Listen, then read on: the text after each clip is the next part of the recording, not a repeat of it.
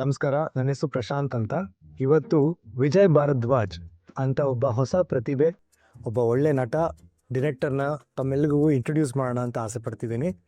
ಯಾಕೆ ಇವತ್ತು ನಾನು ಅವ್ರ ಮನೆ ತನಕ ಬಂದಿದ್ದೀನಿ ಅಂತಂದರೆ, ಇಲ್ಲಿ ಹಲವಾರು ವಿಷಯಗಳು ಅವ್ರ ಬಗ್ಗೆ ತಿಳ್ಕೊಳ್ಳೋದಿದೆ. ಬನ್ನಿ ನನ್ನ ಜೊತೆ ಪೂರ್ತಿ ಎಪಿಸೋಡ್ ನೋಡಿ. ಈ ಡಾಕ್ಯು ಡ್ರಾಮಾನ ತಾವೆಲ್ಲರೂ ನೋಡಿ ಚೆನ್ನಾಗಿರುತ್ತೆ ಅಂತ ಹೇಳ್ತೀರಾ ಅಂತ ನನ್ನ ನಂಬಿಕೆ ಇದೆ. Let's go and check it out.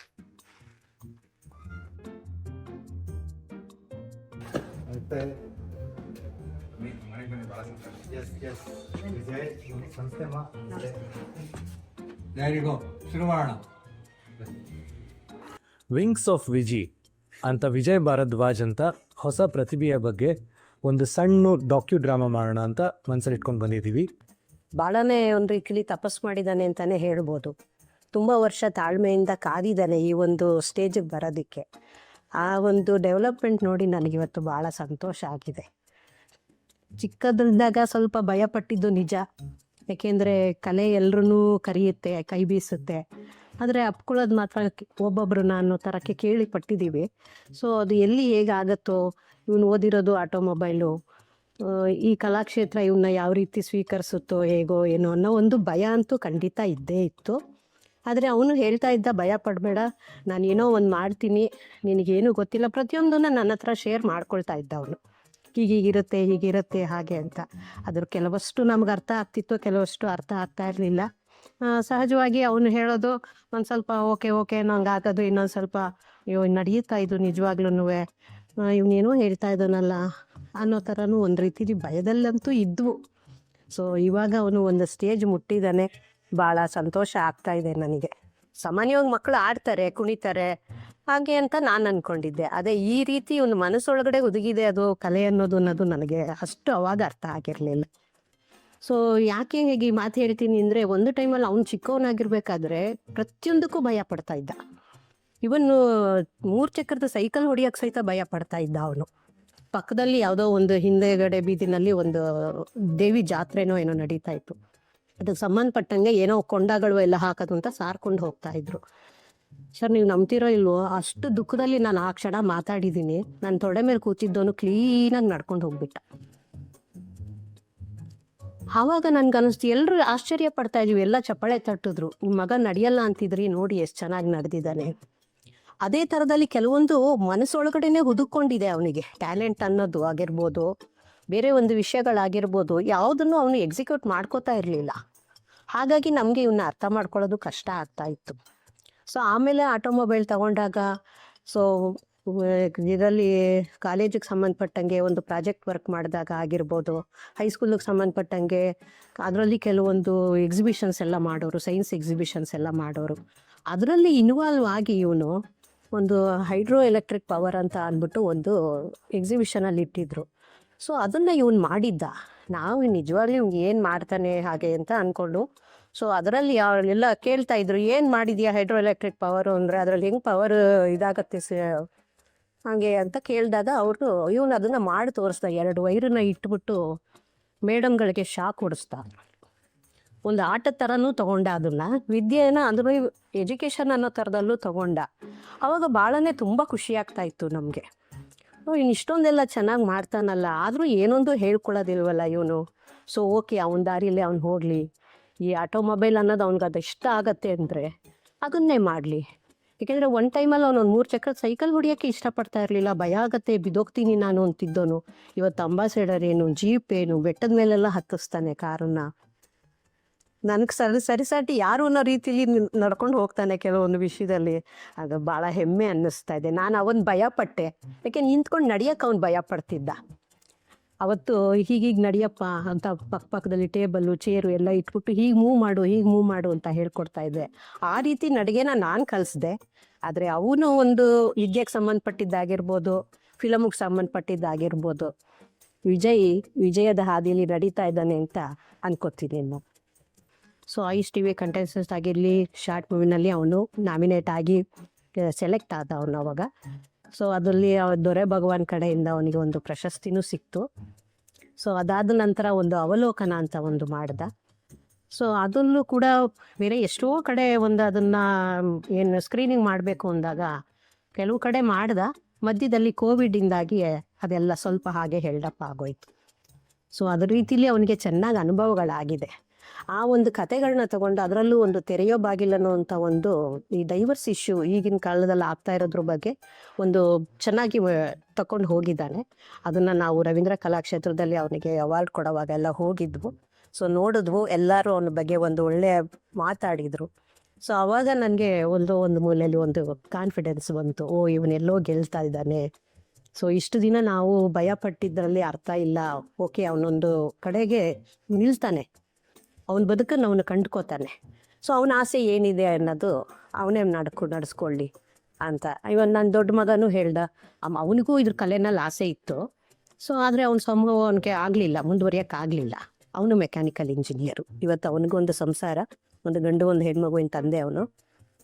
ನಾನಿದ್ದೀನಿ, ನಾನು ನೋಡ್ಕೊತೀನಿ, ಅವನ ಕಲೆನಲ್ಲಿ ಮುಂದುವರಿಲಿ ಬಿಡು, ಆಯಿತಾ, ನನಗಾಗಲಿಲ್ಲ, ಅವನಾರ ಮಾಡಲಿ, ನಾವು ಎನ್ಕರೇಜ್ ಮಾಡೋಣ ಅನ್ನೋ ಒಂದು ಮಾತನ್ನು ಕೂಡ ಅವನು ಹೇಳ್ದ. ಹಾಗೆ ಆಮೇಲೆ ಎಲ್ಲ ಇರಬೇಕಾದ್ರೆ ಅವ್ರ ತಂದೆನೂ ಆಮೇಲೆ ಒಂದು ದಿನ ನನ್ನ ಕರೆದು ಹೇಳಿದ್ರು, ನೋಡು ನಿನ್ನ ತಾಯಿಯಾಗಿ ನಾನು ನಿನ್ನ ಅರ್ಥ ಮಾಡ್ಕೋತೀನಿ, ನಿನ್ನ ನೋವು ಏನು ಅನ್ನೋದು ನನಗೆ ಗೊತ್ತು. ಆದರೆ ನಾನು ಒಂದು ಮಾತು ಹೇಳ್ತೀನಿ, ನನ್ನ ಮನೇಲಿರೋ 2 ಗಂಡು ಮಕ್ಕಳು ಚಿನ್ನದಂಥ ಮಕ್ಕಳು. ನೋಡು ನಿನ್ನ ಮಗ ಯಾವುದೇ ಒಂದು ಕೆಲಸ ಇಲ್ಲದೆ ಹೋದರೂ ಯಾವುದೋ ಒಂದು ಟೈಮಿಗೆ ನೀನು ಕರೆದಾಗ ಬಂದು ಊಟ ಮಾಡ್ತಾನೆ, ತಿಂಡಿ ತಿಂತಾನೆ, ಅದರ್ವೈಸ್ ಮಲಗಿ ಕಾಲ ಕಳೀತಾನೆ, ಕತೆ ಬುಕ್ ಓದ್ತಾ ಕೂತ್ಕೋತಾನೆ, ಸ್ಕ್ರಿಪ್ಟ್ ಬರೀತಾ ಕೂತ್ಕೋತಾನೆ. ಯಾವುದೇ ಒಂದು ಬ್ಯಾಡ್ ಹ್ಯಾಬಿಟ್ಗೆ ಅವ್ನು ಒಳಗಾಗಲಿಲ್ಲ, ಒಂದು ಚಟ ಅಂತ ಅನ್ನೋದು ಬರಲಿಲ್ಲ.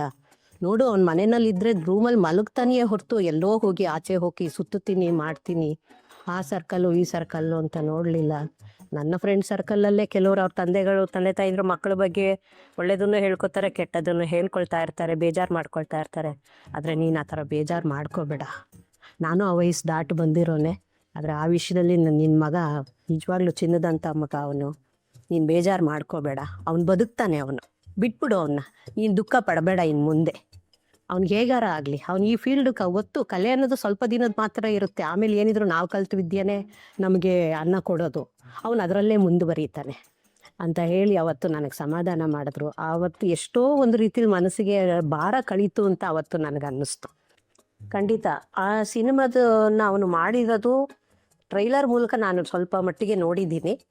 ಸೊ ಅದರಲ್ಲಿ ಕೆಲವೊಂದಷ್ಟು ನಗುವಿನ ವಾತಾವರಣಗಳೇ ಕಂಡು ಬಂದಿತ್ತು. ಅದರಲ್ಲಿ ಮನಸ್ಸಿಗೆ ತುಂಬ ಸಂತೋಷ ಆಯಿತು. ಮತ್ತು ಅಲ್ಲಿದ್ದ ಕೆಲವೊಂದು ಹಿರಿಯ ವ್ಯಕ್ತಿಗಳು, ಹಿರಿಯ ಆರ್ಟಿಸ್ಟ್ಗಳು ಎಲ್ಲರೂ ಇವನ ಬಗ್ಗೆ ಒಂದು ರೀತಿಲಿ ಒಳ್ಳೆ ಮಾತುಗಳನ್ನೇ ಆಡಿದ್ರು.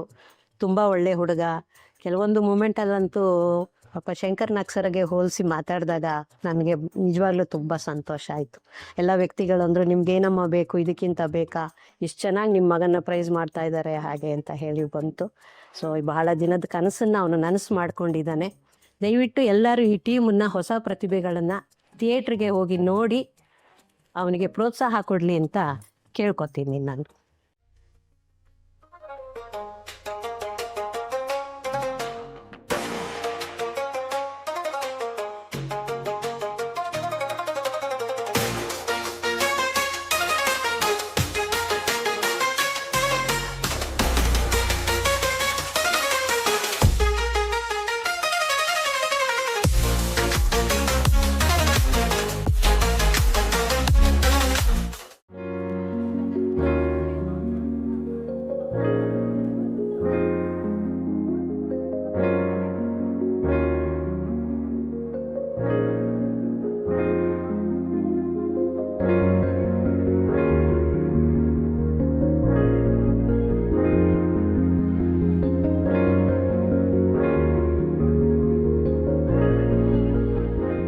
ನಮಸ್ಕಾರ. ನಾನು ಹೇಳಿದಂಗೆ ವಿಜಯ್ ಭಾರದ್ವಾಜ್ ಅವರು ನನ್ನ ಜೊತೆ ಇದ್ದಾರೆ.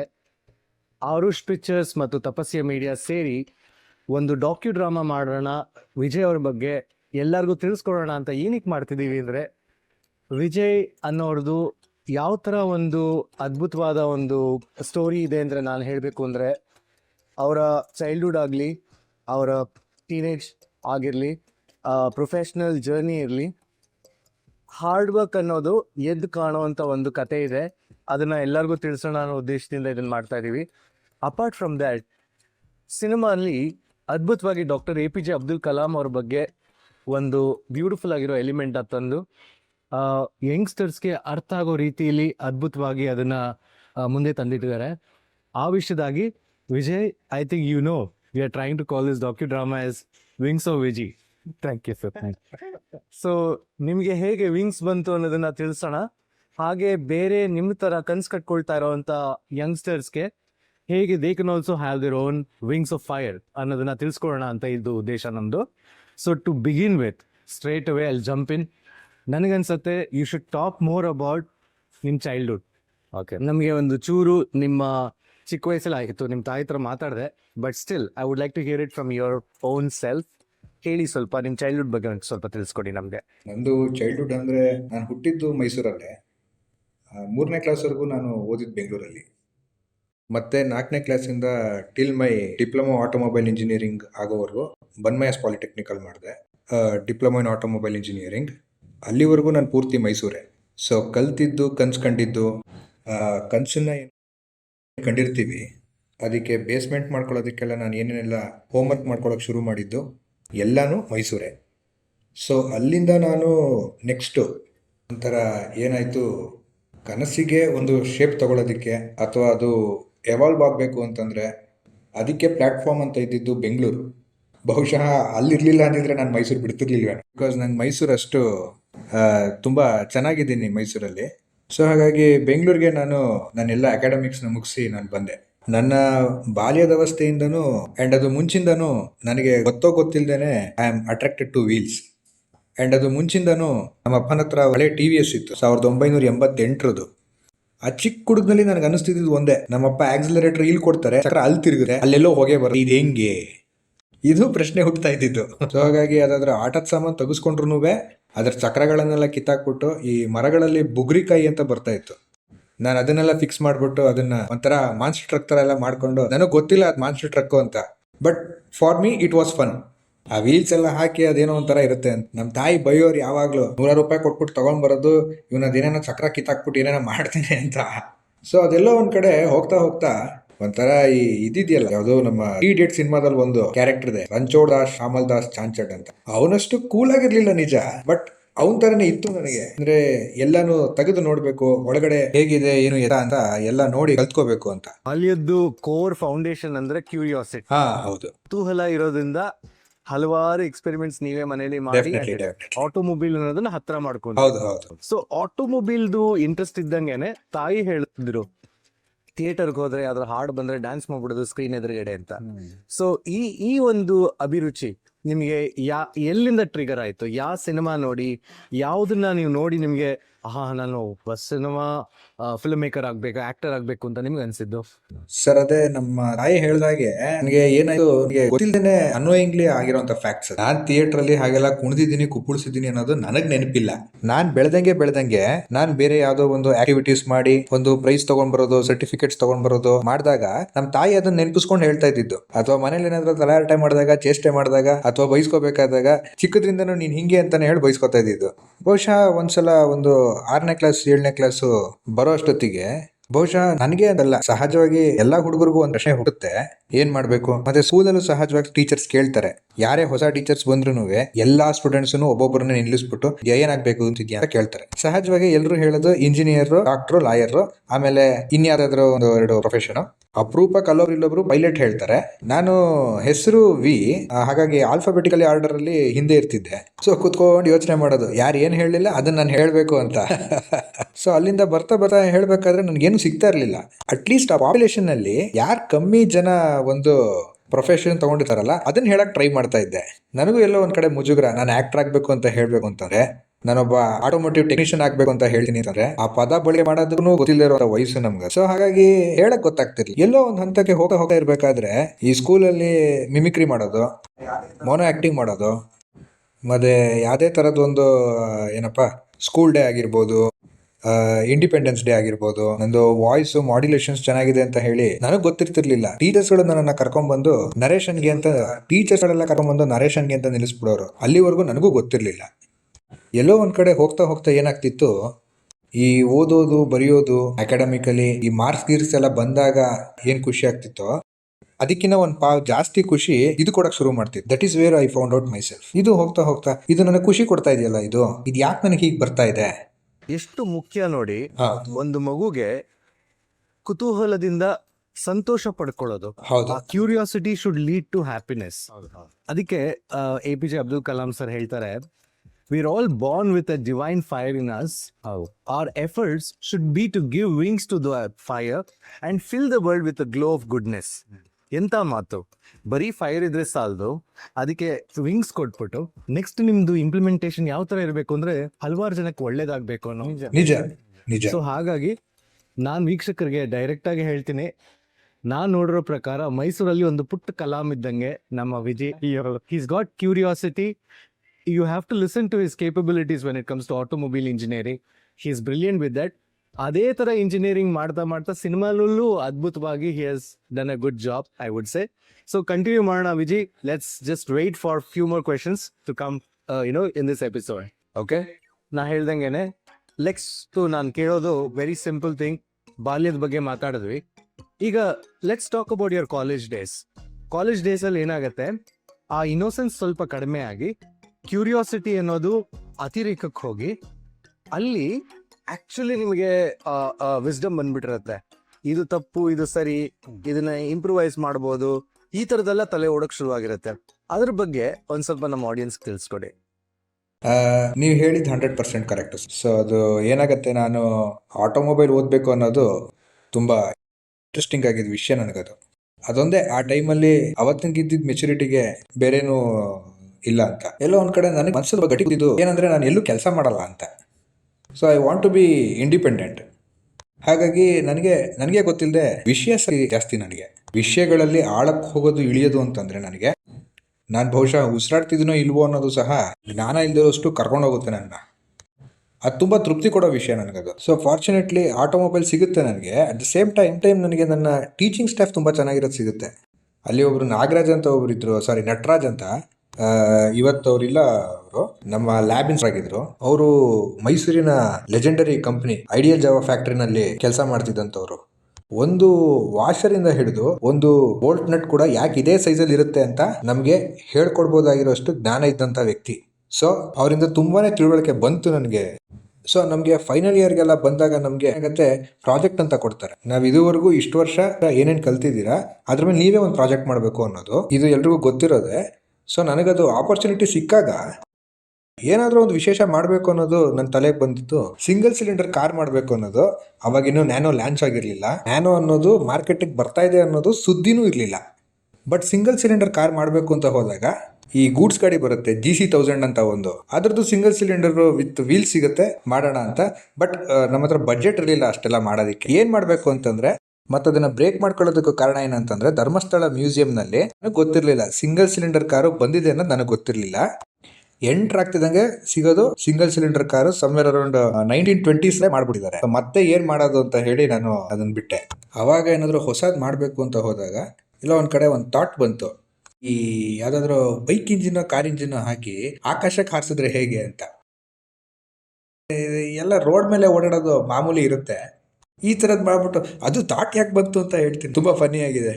ನನಗೆ ನಾನಿರೋ ಏರಿಯಾದಿಂದ ಉದಯಗಿರಿಗೆ ಹೋಗ್ಬೇಕಾಗಿತ್ತು. ಅಲ್ಲಿಗೆ ಹೋಗಕ್ಕೆ 2 ಬಸ್ ಬದಲಾಯಿಸಬೇಕಾಗಿತ್ತು. 10 ಗಂಟೆಗೆ ಕ್ಲಾಸ್ ಇರೋದು ಅಂತಂದ್ರೆ ಸಿಟಿ ಬಸ್ ಸ್ಟ್ಯಾಂಡಿಗೆ 9 ಗಂಟೆಗೆ ಬಸ್ ಬರ್ತದೆ. ಪ್ರತಿ ಸಲ ಓಡೋಗಿ ಒಂಥರ ಪನಿಷ್ಮೆಂಟ್ ತಗೊಳ್ಳೋದು ಇದೇ ಆಗ್ತಾ ಇತ್ತು. ಆ ಫ್ರಸ್ಟ್ರೇಷನ್ ಹಂಗೆ ಅನ್ಸಿದ್ದು, ಒಂದು ಇಂಜಿನ್ ಹಾಕಿ ಗ್ಲೈಡರ್ ಮಾಡಿ ಆರಿಸ್ತಾ ಅಂತಂದ್ರೆ ಅಲ್ಲಿ ಏರ್ಸಿದ್ರೆ ಇಲ್ಲಿ ಬಂದು ಇಳಿಬೇಕು, ಹಂಗೆ ಆಗ್ಬಿಡ್ಬೇಕು ಅಂತ. ಅವಾಗ ಈ ಥರದ್ದೇನೋ ಮಾಡಬೇಕು ಅಂತ ಹೋದಾಗ ಅವಾಗೆಲ್ಲ ಗೂಗಲ್ ಇಲ್ಲ, ನಮ್ಗಳ ಕೈಲಿ ಸ್ಮಾರ್ಟ್ ಫೋನ್ಸ್ ಎಲ್ಲ ಇಲ್ಲ. ಆಗ ನಾನು ಬೇಸಿಕ್ ಸೆಟ್ ಇಟ್ಟಿದ್ದು, ನಾನು ಮೊಬೈಲೇ ಇಟ್ಕೋತಿರ್ಲಿಲ್ಲ ನಾನು. ಸೊ ನಾನು ತುಂಬಾ ಆರಾಮಾಗಿದ್ದವನು. ಹಾಗಿದ್ದಾಗ ನನಗೊಂದು ವಿಷಯ ಗೊತ್ತಾಗತ್ತೆ, ಮೈಸೂರಲ್ಲಿ ಒಬ್ರು ಲೆಜೆಂಡ್ ಇದ್ದಾರೆ, ಆಟೋಮೋಟಿವ್ ಆಕ್ಟಿವಿಸ್ಟ್ ಅವರು, ಸೋಮೇಂದರ್ ಸಿಂಗ್ ಅಂತ ಹಜರ್ಬಾದಲ್ಲಿ ಇದ್ದಾರೆ. ನಾನು ಅಲ್ಲಿ ಹೋಗಿ ನೋಡಿದಾಗ ಕಳೆದೋಗ್ಬಿಟ್ಟೆ. ನಾನು ಏನ್ ಕನ್ಸ್ಕೊಂಡಿದ್ದೆ, ಅವರು 40-50 ವರ್ಷದ ಹಿಂದೆನೆ ಅದನ್ನ ಮಾಡಿ ಅವರು ಮೇಲಿಗೆ ಕಟ್ಟಿ ಎತ್ತಿಟ್ಬಿಟ್ಟಿದ್ದಾರೆ ಅದನ್ನ ಆಲ್ರೆಡಿ. ಸೊ ಇಷ್ಟೊಂದು ಅವ್ರ ಬಗ್ಗೆ ಹೇಳ್ತಿದ್ದೀರಲ್ಲ, why don't we just go meet him once? ಖಂಡಿತ ನೀವು ಬೇಕು, ನೀವು ನೋಡ್ಲೇಬೇಕು ಅವ್ರನ್ನ. Let's do that right away.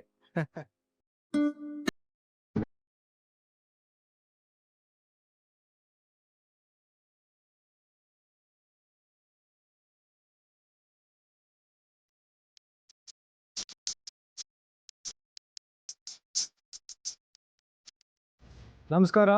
I am now with the legendary Sominder Singh sir. Namaste. Thank you so much for your time, first of all, because what we see and what we have learnt about you is just unbelievably great. Thank you. Thank you. And on that note, honored that you have dropped in. Yes. With short notice. Yes. ಹೇಳಿ sir. ಈಗ ನನಗೆ ಗೊತ್ತಿರೋ ಪ್ರಕಾರ ನಮ್ಮ Viji who is R Vijay Bharadwaj, ನಾವು ಹತ್ರದಿಂದ ನೋಡಿದ್ದೇನು ಅಂದರೆ ಅವರ ಸರಳತೆ ಬಗ್ಗೆ ನಾನು ಸಾಕಷ್ಟು ಅರ್ಥ ಮಾಡಿಕೊಂಡೆ.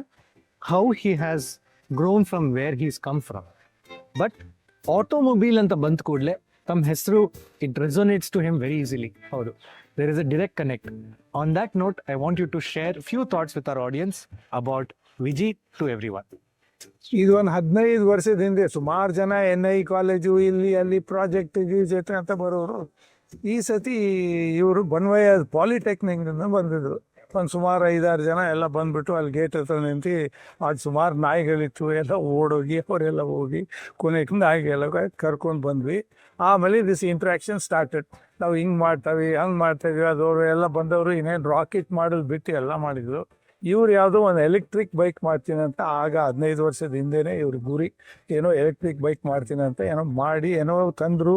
ಆಮೇಲೆ ನಾ ಹೇಳಿದೆ ಇಲ್ಲಪ್ಪ ನಾನು ಫುಲ್ ಹೌಸ್ ಇಲ್ಲಿ ತನಕ ಇದ್ದೀನಿ. ಆಮೇಲೆ ಇವ್ರು ಬರೋಕ್ಕೆ ಶುರು ಮಾಡಿದ್ರು. ಇವ್ರ ಫ್ರೆಂಡ್ಸು ಬಂದರು, ಸುಮಾರು ಇದೆಲ್ಲ ತೋರಿಸ್ರು. ಆಗ ಇವ್ರಿಗೆ ಗೊತ್ತಾಯಿತು ನಾನು ಮೂವಿ ರಾಜ್ಕುಮಾರ್ ಜೊತೆ ಏನೋ ಆ್ಯಕ್ಟ್ ಮಾಡಿದ್ದೆ, ನಮ್ಮ ಪುನೀತ್ ರಾಜ್ಕುಮಾರ್ ಗುಡ್ ಫ್ರೆಂಡು, ಅಂಬರೀಷ್ ಗಿರಿವಪ್ಪತ್ಮಿ, ಇದೆಲ್ಲ ಆದಮೇಲೆ ಇವ್ರದ್ದು ಒಳಗಡೆಯಿಂದ ಅದು ಬರೋಕ್ಕೆ ಶುರು ಆಯಿತು. ಹಿಂಗೆ ಮಾಡ್ತೀನಿ ಹಂಗೆ ಮಾಡ್ತೀನಿ ಅಂತ ಇದೆಲ್ಲ ಶುರು ಆಯಿತು. ಆಮೇಲೆ ನಾಟಕ so for some time I use to call it ನಾಟಕದ ಕಂಪ್ನಿ ಅಂತ. ಇದು ಮಾಡಿದೆ ಅದು ಮಾಡಿದೆ, ಅದೇನೋ TV ಐ ಮೀನ್ ಶಾರ್ಟ್ ಫಿಲ್ಮ್ನಲ್ಲೆಲ್ಲ ಬಂದು ತೋರಿಸು. ಬಟ್ ಇಲ್ಲಿ ಅಲ್ಲಿ ಎಲ್ಲ ಸ್ಕಿಟ್ಸ್ ಥರ ಅದೇನೋ ಇನ್ಸ್ಪೆಕ್ಟರ್ ಥರ ಬರೋದು, ಎಲ್ಲ ಪಿಸ್ಟಲ್ ಎಲ್ಲ ಹಾಕೊಂಡು ಓಡಾಡೋದು, ಅದೆಲ್ಲ ನೋಡ್ತಾ ಇದ್ದೆ. Then by he's passion. ಆಮೇಲೆ ಈ ಸ್ಪೇರ್ ಟೈಮ್ನಲ್ಲಿ ಅವ್ರ ತಂದೆ ಇದು ಅದು ಅವ್ರ make a lot of home made foods. So ಅದೂ ಇವ್ರು ಡೆಲಿವರಿ ಬಾಯ್ ಇದು ಅದು ಎಲ್ಲ ಮಾಡಿಕೊಂಡು ಕೊನೆಗೆ ಈ ಅವ್ರ ಓದಿದ್ದು ವಿದ್ಯೆ ಇನ್ನೂ ಅವ್ರು ಮರ್ತಿಲ್ಲ. ಸೊ ಅದು ಯಾವುದೋ ಬೋರ್ ಹಿಡ್ಕೊಂಡು ಬರೋದು, ಇದಕ್ಕೆ ಹೆಂಗೆ ಮಾಡೋದು ಅದಕ್ಕೆ ಹೆಂಗೆ ಮಾಡೋದು. ಸೊ ಮನೇಲಿ ಇವ್ರು ರಿಪೇರಿನೂ ಶುರು ಮಾಡಿದ್ರು. ರಿಪೇರಿ ಅವ್ರ ಸಂದೇಶ ಮಾಡೋದು ಇದೆಲ್ಲ ಮಾಡಿ ಆಮೇಲೆ ಅಲ್ಲಿ ಮುಖಕ್ಕೆ ಬಣ್ಣ ಹೊಡ್ಕೊಂಡು ಅಲ್ಲಿ ಹೋಗಿ ವೇಷನೇ ಚೇಂಜ್ ಮಾಡಿಕೊಡೋದು. ಅದು ಒಂದು ಎಲ್ಲ ಅದು ಬೇರೆ ಸ್ಟೋರಿ. ಅದು ಜಾಸ್ತಿ ನಾನು ನೋಡಿಲ್ಲ. ಅದೇನೋ ಬರೋರು ಆಮೇಲೆ ಆ ಕಾರ್ ತಗೊಳ್ಳೋಕ್ಕೆ ಏನೋ I want this car that car, ಕೊನೆಗೆ ಈ ಎಂಬಾಸಡರ್ ತಗೊಂಡು ನಾ ಹೇಳಿದೆ ಲೈಫ್ ಲಾಂಗ್ ಕಲಿಬೇಕಾಗ್ತದೆ.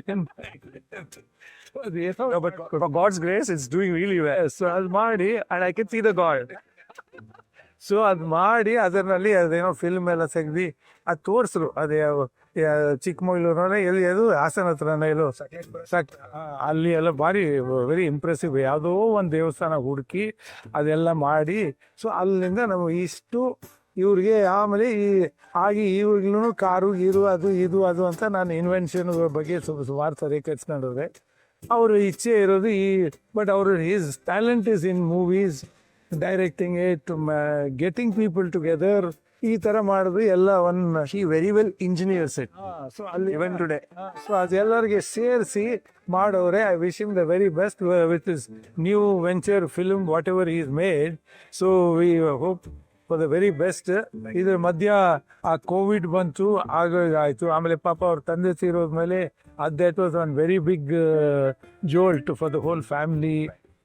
ಅದೆಲ್ಲ ದಾಟ್ಕೊಂಡು ಈಗ 2025 ಇರಾನ್ ಇಸ್ರೇಲ್ ಎಲ್ಲ ವಾರ್ ರೆಡಿ ಆಗದೆ, ಯಾವಾಗ ಬಾಂಬ್ ಬೀಳ್ತದೆ ಅಂತ. ಅದಕ್ಕೆ ಮುಂಚೆ ಇವರು ಅದೇ ಮಾಡಿ ಜಲ್ದಿ ರಿಲೀಸ್ ಮಾಡಿಬಿಟ್ರೆ ಸಾಕು. It's like labour pains. ಅದಕ್ಕೆ ಟೈಮ್ ಬರ್ತಾ ಐತೆ, ಇನ್ನೂ ಸೊ ಅದು ಲೇಬರ್ ಪೇನ್ಸು. ಸೊ ಅದು ಜಲ್ದಿ ರಿಲೀಸ್ ಆಗಿಬಿಟ್ರೆ ಅದು ಒಂಥರ we can then see what is the end product. Correct, sir. I mean, how eventually now, whoever we are, so many movies, finally public opinion is everything. Correct? So with this, I wish you the best and thank you for dropping in. Yes, sir. ಏನಾದ್ರು ಇದ್ರೆ ಕೇಳಿ. No, I just want to thank you because what happens is gratitude ಅನ್ನೋದು ನಮ್ಗೆ ಏನಾಗಿರುತ್ತೆ, ಚಿಕ್ಕ ವಯಸ್ಸಲ್ಲಿ ಹಿರಿಯರು ಅಂತ ಕರೆದಾಗ ಸುಮ್ಮನೆ ಒಪ್ಕೋತಾ ಇರ್ತಿದ್ವಿ. ವಯಸ್ಸಲ್ಲಿ ದೊಡ್ಡವರು ಹಿರಿಯರು ಅಂತ ಕರ್ಕೋತಿದ್ವಿ. ಬಟ್ ನಮಗೆ ಒಂದು ವಯಸ್ಸು ಬರುತ್ತೆ, ಈ ಸ್ವಲ್ಪ ಇಲ್ಲೆಲ್ಲ ಗ್ರೇ ಆದಾಗ ತಿಳುವಳಿಕೆ ನಮಗೂ ಬರೋಕ್ಕೆ ಶುರುವಾಗುತ್ತೆ.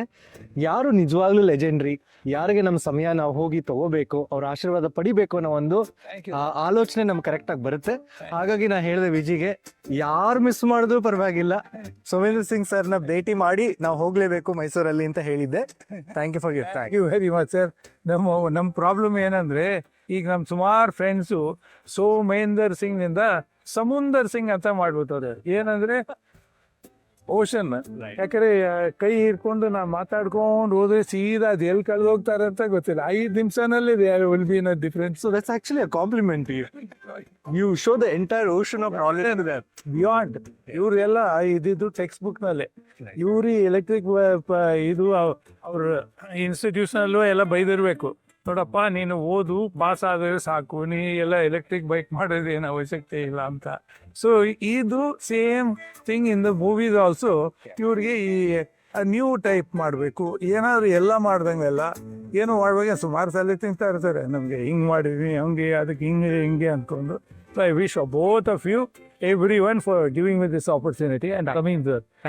Thank you so much. Welcome. ಅದ್ಭುತ. ಈಸ್ ಅ ಲಿವಿಂಗ್ ಲೆಜೆಂಡ್, ನಿಜವಾಗ ಅನ್ಡೌಟೆಡ್ಲಿ. ಹೌದು, ಎಷ್ಟು ತಿಳ್ಕೊಳ್ಳೋದಿದೆ, ಎಷ್ಟು ಜನಕ್ಕೆ ಅವ್ರ ಇನ್ಸ್ಪಿರೇಷನ್ ಆಗ್ಬೋದು. ಅದ್ಭುತ ರುಚಿ. ಸೊ ಆನ್ ದ್ಯಾಟ್ ನೋಟ್, ಈ ಥರ ಒಂದು ನಿಮಗೆ ಸ್ಫೂರ್ತಿ ಕೊಟ್ಟ ಮೇಲೆ ಐ ಆಮ್ ಶೂರ್ ನೀವೇನಾರ ಒಂದು ಚೆನ್ನಾಗಿರೋದು ಕ್ರಿಯೇಟ್ ಮಾಡಿರ್ತೀರಾ. ನಿಮ್ಮ ಕಾಲೇಜ್ ಡೇಸ್ ಅದರ ಪ್ರಾಜೆಕ್ಟ್ ಬಗ್ಗೆ ಹೇಳಿ ನನಗೆ. ಅದೇ ನಾನು ಪ್ರಾಜೆಕ್ಟ್ ಮಾಡುವಾಗ ಏನಾಯ್ತು, ಇವ್ರ ಬಗ್ಗೆ ಗೊತ್ತಾಯ್ತು. ನಾನು ಅವಾಗ ಹೋದಾಗ ಏನಾಗುತ್ತೆ, ಯೂಶಲಿ ಈಸ್ ಅ ಲೆಜೆಂಡ್, ನೀವೇ ನೋಡಿದ್ರಿ ಅವ್ರ ಬಗ್ಗೆ ಎಲ್ಲ. ನನ್ನ ಹಾಗೆ ಆ ಏಜಲ್ಲಿರೋ ಹುಡುಗರಿಗೆ ಆ ಜಾಗ ಕೆಂಟ್ರಾದ ತಕ್ಷಣ ತಕ್ಷಣಕ್ಕೆ ಹೋಗೋದು ಅವ್ರ ಸ್ಪೋರ್ಟ್ಸ್ ಬೈಕು, ರೇಸಿಂಗ್ ಡೇಸು ಅದು ಅಂತ. ಬಟ್ ಅವ್ರ ಇನ್ವೆನ್ಷನ್ ಏನು ಅಂತ ತಿಳ್ಕೊಳ್ಳೋ ಪ್ರಯತ್ನದಲ್ಲಿ ಅವ್ರು ಇರಲ್ಲ. ಅವ್ರ ಎಂಥೂಸಿಯಾಸಮ್ ಎಲ್ಲ ಅಲ್ಲಿರುತ್ತೆ ಅಷ್ಟೇನೆ, ಆ ಅಟ್ರಾಕ್ಷನ್ ಅಷ್ಟೇನೆ. ಸೊ ನಾನು 1 among 120 ಅನ್ನೋ ತರಕ್ಕೆ ಅವರು ನನ್ನ ಬೈದ್ ಆಚೆ ಕಳಿಸ್ಬಿಟ್ಟಿದ್ರು, ಏಯ್ ನಡಿ ಆಚೆಗೆ ಅಂತ ಅಂದ್ಬಿಟ್ಟು ಅಂತ. ಸೊ ಆಮೇಲೆ ಒಂದು 6 months ಆಯಿತು ಅಕಾಡೆಮಿಕಲಿ ಮುಗಿಯೋ ಅಷ್ಟೊತ್ತಿಗೆ ನಾನು ಎಲೆಕ್ಟ್ರಿಕ್ ಬೈಕ್ ಮಾಡಿದೆ. ಆ ಟೈಮಲ್ಲಿ ನಾನು ನನ್ನ ಫ್ರೆಂಡ್ಸ್ 5 ಜನ ಸೇರ್ಕೊಂಡು ಮಾಡೋದು. ಅದು ಕೂಡ ಕಾನ್ಸೆಪ್ಟ್ ಏನು ಮಾಡಿದ್ದು ಅಂತಂದರೆ, ಅವತ್ತಿನ ಟೈಮ್ಗೆ ಬರೀ 30 to 40 kmph ಏನಿದೆ ಅಷ್ಟರೊಳಗಡೆ ಮಾತ್ರನೇ ಗಾಡಿಗಳು ಇರ್ತಿದ್ದು. I am talking somewhere around 2010-11 I think. So ನಾನು ಅವಾಗ ಏನು ಮಾಡಿದ್ದೆ, ರೆಸ್ಟ್ಲೆಸ್ DC ಮೋಟರ್ಸ್ ಅಂತ ಅವಾಗ ಬರ್ತಿದ್ದು ಜಾಸ್ತಿ. ನಾನು permanent magnet DC motor, nothing but connecting ಆಗಿ ಹೇಳಬೇಕು ಅಂತಂದ್ರೆ ವಿಲ್ಲಿಸ್ ಜೀಪ್ ಅಲ್ಲಿ ಮುಂದೆ ಇಟ್ಟಿರ್ತಾರೆ, ಏನಾದ್ರೂ ಹಳದಲ್ಲಿ ಸಿಕ್ಕಾಕೊಂಡ್ರು ರೋಲ್ ಮಾಡಿ ಮೇಲಿಕ್ಕೆ ಎತ್ತಂತ. It's a torque induction motor. ಅದನ್ನ ಹಾಕಿ ನಾನು ಟ್ರೆಡಿಷನಲ್ ಬೈಕ್ ಅಂತ ನನ್ನ ತಲೆಯಲ್ಲಿ ಏನಿತ್ತು ಅಂದ್ರೆ, I bike lower and car lower. Enthusiasm ಗೊತ್ತು ಓಡಿಸ್ತಿರೋರಿಗೆ. ಈ ಎಲೆಕ್ಟ್ರಿಕ್ ಗಾಡಿನ ಸುಮ್ಮನೆ ಹೆಂಗೆ ಕುತ್ಕೊಂಡು ಹೋಗ್ಬೇಕು ಅಂತಂದ್ರೆ ನಮ್ಮ ಕೈಲಿ ಆಗಲ್ಲ. ಫ್ಯೂಚರ್ ಎಲೆಕ್ಟ್ರಿಕ್ ಈ ತರ ಅಂತಂದ್ರೆ ಜೀರ್ಣಿಸ್ಕೊಳಕ್ಕೆ ಆಗ್ದಿರೋ ವಿಷಯ ಅದು. ಹಾಗಾಗಿ ನಾನೇನು ಟ್ರೈ ಮಾಡಿದೆ, I implemented gear box. So even today ಮೈಸೂರಿನಲ್ಲಿ one of the famous engineering ಮಾಡುವಂತ ಲೇತ್ ಇದೆ, ಒಂದು ವಿನಾಯಕ ಲೇತ್ ಅಂತ. ಎಲ್ಲರೂ ನೋನ್ ಫಾರ್ ತಿಮ್ಮಣ್ಣ ಲೇತ್ ಅಂತಾನೆ ಕರೆಯೋದು. ಅಲ್ಲಿ ಕೇಶವ್ ಅಂತ ಸುತ್ತ ಚನ್ನಪಟ್ಟಣ, ಮದ್ದೂರು, ಮಂಡ್ಯ ಇಲ್ಲಿರುವಂತ ಎಲ್ಲಾ ಇಂಜಿನಿಯರಿಂಗ್ ಮತ್ತೆ ಡಿಪ್ಲೊಮಾ ಸ್ಟೂಡೆಂಟ್ಸ್ ಪ್ರಾಜೆಕ್ಟ್ ಅಂತ ಬಂದ್ರೆ, specially in terms of mechanical and automobile, ಇಲ್ಲೇ ಬಂದು ಆಲ್ಟ್ರೇಷನ್ ಜಾಸ್ತಿ ಆಗುತ್ತೆ. ಬಿಕಾಸ್ ಅಷ್ಟು ಸ್ಕಿಲ್ ಇರೋರು. ಈವನ್ ಟುಡೇ ದೇ ರಿಮೆಂಬರ್ ಸುತ್ತ ಇಷ್ಟು ಡಿಸ್ಟ್ರಿಕ್ಟ್ ನಲ್ಲಿ ಅವತ್ತು ನೀವೊಬ್ರೆ ಎಲೆಕ್ಟ್ರಿಕ್ ಗಾಡಿಗೆ ಗೇರ್ ಬಾಕ್ಸ್ ಕೊಡಿಸಿದವರು ಅಂತ. ಸೊ ಹೀರೋ ಬುಕ್ ಅಂತ ಒಂದು ಗಾಡಿ ಬರ್ತಾ ಇತ್ತು, ಗೊತ್ತಿರ್ಬೋದು. ಅದರದ್ದು ಗೇರ್ ಬಾಕ್ಸ್ ಅದಕ್ಕೆ ಇಂಪ್ಲಿಮೆಂಟ್ ಮಾಡಿ ಇದೆಲ್ಲ ಹಾಕಿ ನಾನು ಅವಾಗ ಮೈಸೂರು ಡಿಸ್ಟ್ರಿಕ್ಟ್ನಲ್ಲಿ ಡೂ ಇಟ್ ಯುವರ್ ಸೆಲ್ಫ್ ಅಂತ ಬಂದಾಗ ವಿದ್ಯಾವರ್ಧಕ ಕಾಲೇಜ್ ನಡೆಸಿದಂಥ ಒಂದು ಫೆಸ್ಟ್ ಅಲ್ಲಿ ಮೈಸೂರು ಡಿಸ್ಟ್ರಿಕ್ಟ್ಗೆ 2nd place ಬರುತ್ತೆ. ನನ್ನ ಗಾಡಿ ಅದು ಅಚೀವ್ ಆಗಿದ್ದು. ಒಂದು TVS ಗಾಡಿಗೆ ನಾನು ಎಲ್ಲ ಕಂಪ್ಲೀಟ್ ಆಲ್ಟರ್ ಮಾಡಿ ಒಂದು ರೇಸ್ ಗಾಡಿ ತರ ಅದನ್ನ ರೆಡಿ ಮಾಡಿದ್ದು. Not electronics and communication student. ಆ ಕಂಟ್ರೋಲಿಂಗ್ ಮಾಡೋದನ್ನ, ಸ್ಪೀಡ್ ಡಿಮರ್ ಮಾಡೋದನ್ನ ಅಚೀವ್ ಮಾಡಕ್ ಆಗ್ಲಿಲ್ಲ ಅನ್ನೋದನ್ನ ಬಿಟ್ರೆ ಬಾಕಿ ಎಲ್ಲದನ್ನು ತುಂಬಾ ನಾವು ಅಕಾಡೆಮಿಕಲಿ ಏನ್ ಕಲ್ತಿದ್ವಿ. ನಾನು ಇದೊಂದು ಹೇಳ್ಬಿಡ್ತೀನಿ, ಎಷ್ಟೋ ಜನ ಹೇಳ್ತಾ ಇರ್ತಾರೆ, ಲೈಕ್ ಈಗ ಇಂಜಿನಿಯರಿಂಗ್ ಅಲ್ಲಿ ನಾವು ಕಲ್ತಿದ್ದೆ ಒಂದು, ಈ ಕೆಲಸ ಮಾಡ್ತಿರೋದು ಇನ್ನೊಂದು, ಒಂದಕ್ಕೊಂದು ಸಂಬಂಧ ಇಲ್ಲ ಹಂಗೆ ಹಿಂಗೆ ಅಂತ. ಅಫ್ಕೋರ್ಸ್ ಅವ್ರಿಗೆ ಅದು ಎಕ್ಸ್ಪೀರಿಯನ್ಸ್ ಆಗಿರೋದು ಸತ್ಯ, ನಾನು ಇಲ್ಲ ಅಂತ ಹೇಳ್ತಾ ಇಲ್ಲ. ಬಟ್ ನಾನೊಂದು ಗಾಡಿ ಅಂತ ಕ್ರಿಯೇಟ್ ಮಾಡಿದಾಗ ನನ್ನ ಅಕಾಡೆಮಿಕಲ್ ಸ್ಕಿಲ್ಸ್ ಏನ್ ತಗೊಂಡಿದೆ ಅದರಲ್ಲೇ ಮಾಡಿದ್ದು. It's all about how you take ಪ್ರತಿಯೊಂದೂ. ಸೊ ಆ ಬೇಸಿಕ್ಸ್ ಮೇಲೆ ನಾನು ಯಾವುದೋ ಒಂದು ಸ್ಪ್ರಾಕೆಟ್ ಚೇಂಜ್ ಮಾಡಿದೆ, ಬೆಲ್ಟ್ ಚೇಂಜ್ ಮಾಡಿದೆ, N1 divided by N2, T1 divided by T2 is equal to newton metre torque. ಇದನ್ನೇ ಕ್ಯಾಲ್ಕುಲೇಟ್ ಮಾಡಿ ನಾವು 5 ಜನ ಮಾಡಿದೀವಿ. ಸೊ ಇದು ಸುಳ್ಳು ಹೆಂಗಾಗತ್ತೆ?